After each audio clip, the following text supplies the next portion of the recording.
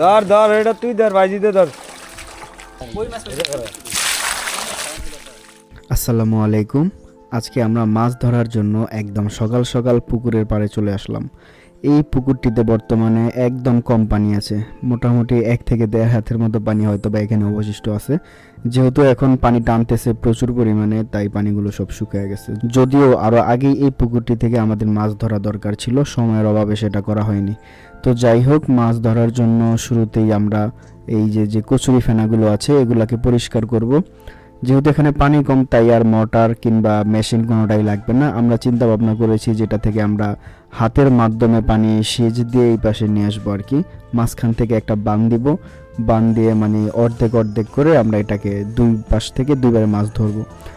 আমাদের কচুরি ফেনাগুলো প্রায় পরিষ্কার করা শেষ, তাই এখন আমরা পুকুরের মাঝখান দিয়ে একেবারে একটা বান দিব যাতে পানি এই পাশ থেকে এই পাশে না আসতে পারে।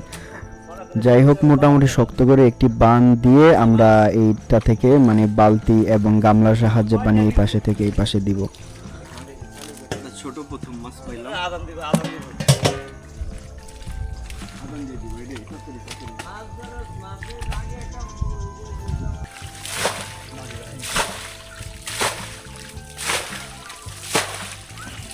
আজ কাটি মাছ না যায়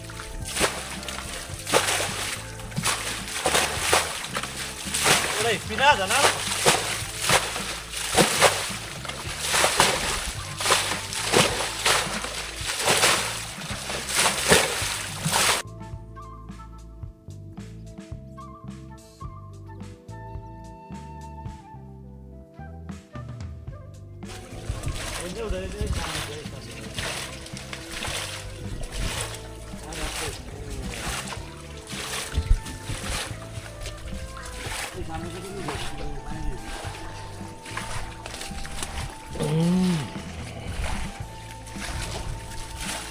তোর পিছনে একটা ওই যে বালতিটা রেন্দা বালতিটার লগে হ্যাঁ গোড়া এই আইটু বেশি আইটু সামনে হয় না সামনে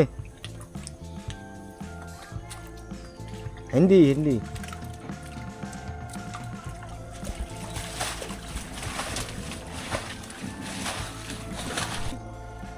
পানি না यार দেখতে পাচ্ছেন এখানে মোটামুটি মাছেদের আনাগোনা শুরু হয়েছে।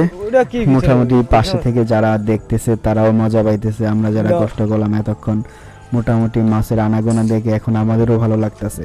যারা অবশ্যই মাছ ধরা পছন্দ করেন তারা বুঝতেই পারতেছেন আমরা কি পরিমাণে মজা পাইতেছি এখন।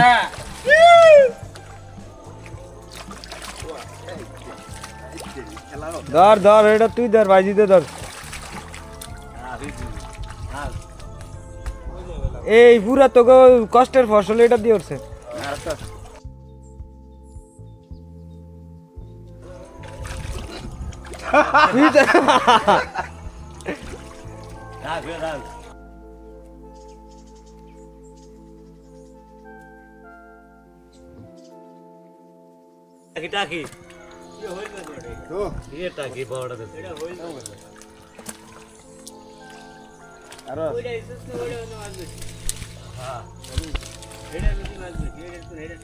থালা বেশি ওই কোনা দিয়া ও কোনা থালা আছে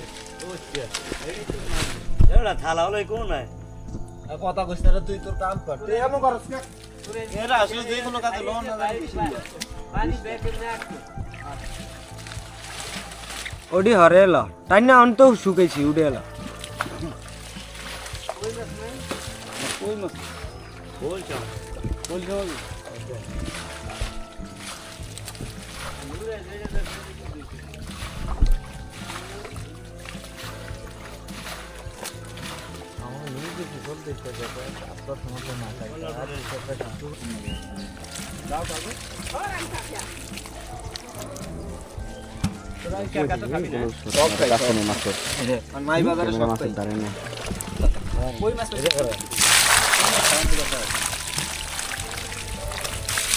যাই হোক, এখন আমাদের মাছ ধরা শেষ।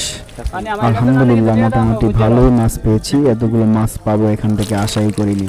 যারা এতক্ষণ আমাদের ভিডিওটি দেখেছেন সবাইকে আন্তরিক ধন্যবাদ।